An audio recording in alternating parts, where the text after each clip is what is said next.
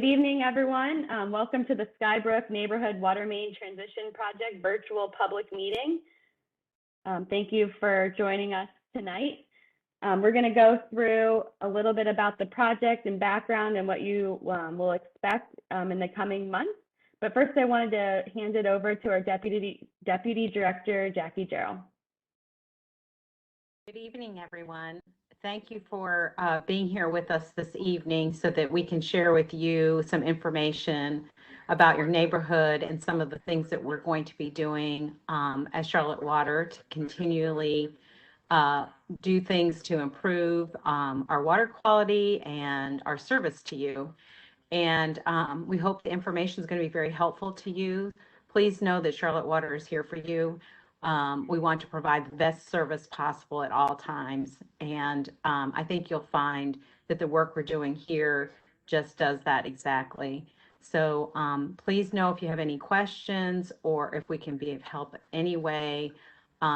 Please don't hesitate to ask tonight, or there's also, you can also contact us after the meeting.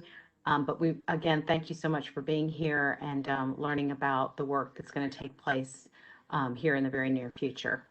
And Charlotte Water appreciates you as our customers, and thank you very much.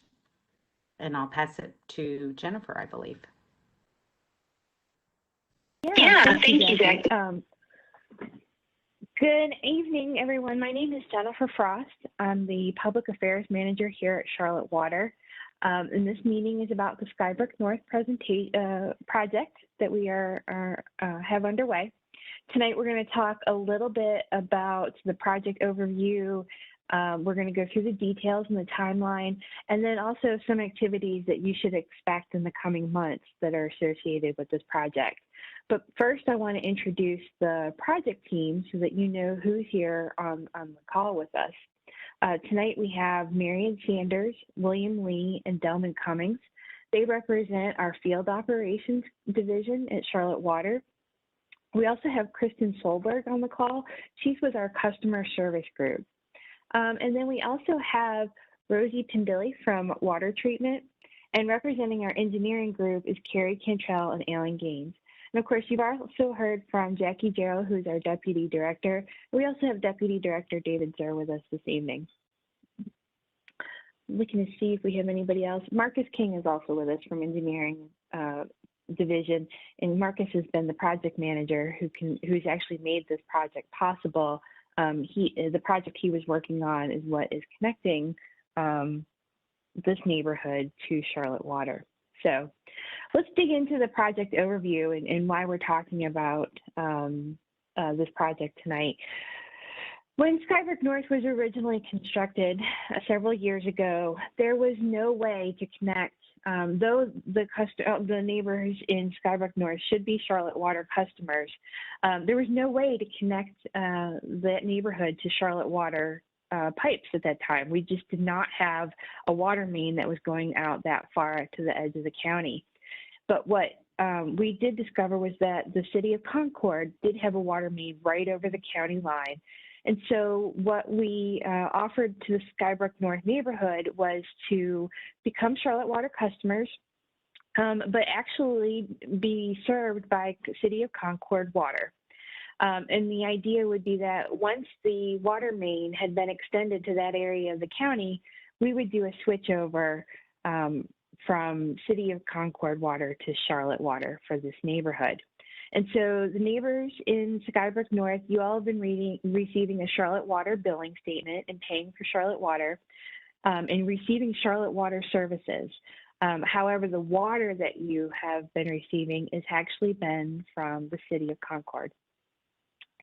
Like I mentioned a little while ago, a water main has been connected now to that neighboring area and is now allowing us to do this switch over so that we can switch from City of Concord water to Charlotte Water for this area.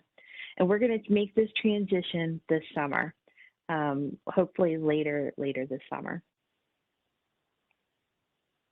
Here's a project map of the area. And as you can see, if you look at my cursor, to the south of Huntersville Concord Road is the Skybrook North neighborhood.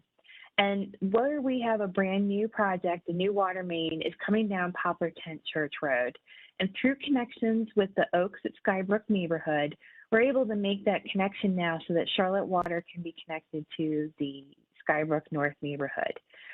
Where you're connected to Concord Water now is right there on Huntersville Concord Road. What we'll do is we'll be shutting off that connection and turning on the connection from the north so that Charlotte Water is coming into Skybrook North neighborhood. So what can you expect as we make the switch over?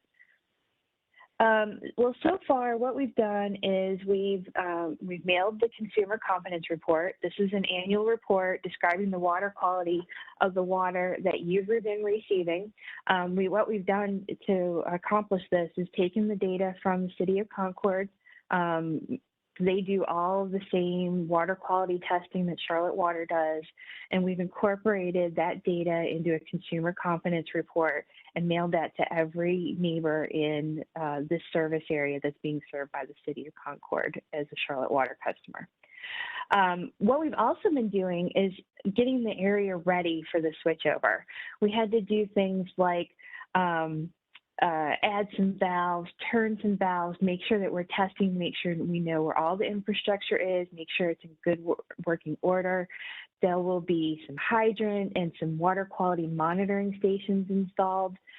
So we've been working on doing that. You may have seen Charlotte Water trucks in the neighborhood, and that's the work that they've been doing. The other thing that we have done recently is that we did a survey of homes. What we suspected was that because of the age of the homes, that every home has a pressure reducing valve when it was constructed. That was part of the housing building code of the time. And so we wanted to make sure that the PRVs, or pressure reducing valves, were installed. So we surveyed a sample of homes in the area, did find out and confirm that homes in this neighborhood were built with pressure reducing valves, and that they're present. We found a couple of different configurations, whether it's in the garage or in the interior of the home. There's some differences within the houses in the neighborhood, but the pressure reducing valves are in fact there. So let's talk a little bit about what a pressure reducing valve is. And to do that, I'm going to ask Carrie Cantrell, our Chief Engineer at Charlotte Water, to describe a PRV and how it works with your home.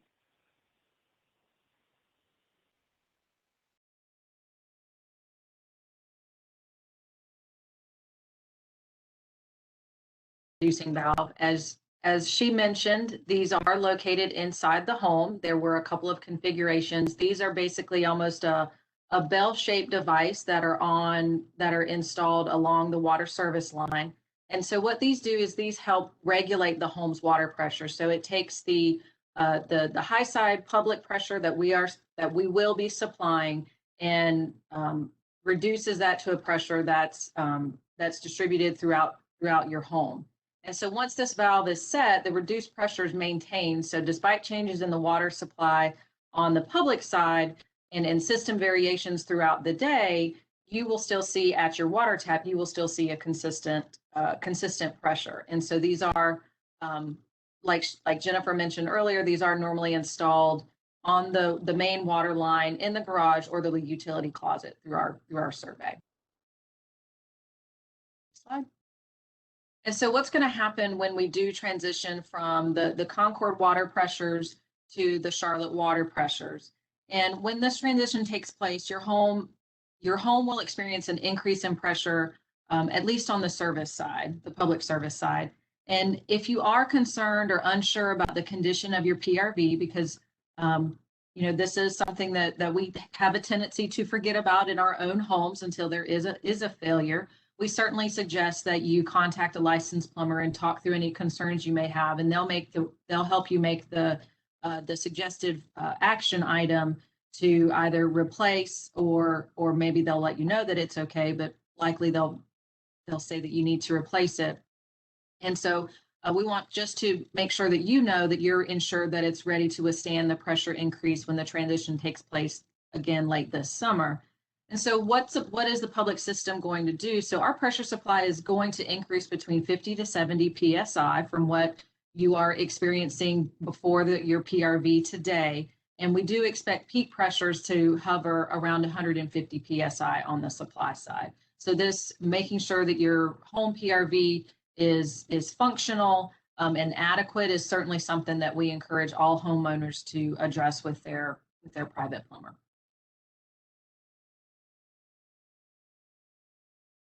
Thanks for that, Carrie. That's a great explanation of a PRV. And like she said, we expect that there will be a pressure increase on the public side.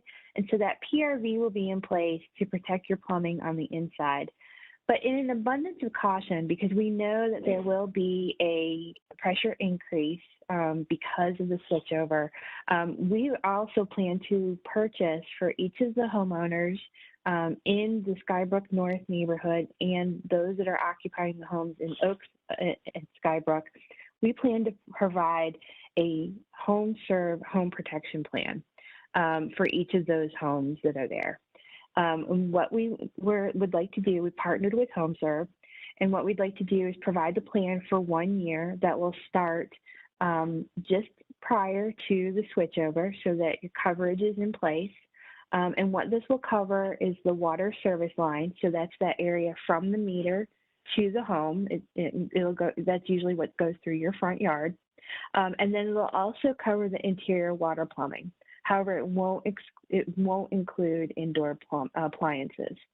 So this, like I said, is in an abundance of caution. We expect that the PRV is something that protects the home plumbing from the fluctuations in pressure, whether it be the switchover or just daily fluctuations in pressure. But in an abundance of caution, we want to make sure that the homes in this neighborhood are protected through a HomeServe policy. We'll have lots more details. We're working out those details and procuring those policies with HomeServe. We've been working with HomeServe actually for several years, but to bring on this kind of coverage, we're working through those contracting details now. And so more information will come to you, and everything should be in place prior to the transition. So when is all this happening? When do we plan the transition? Because we still have some field work to do, we also have some other regulatory things to work on.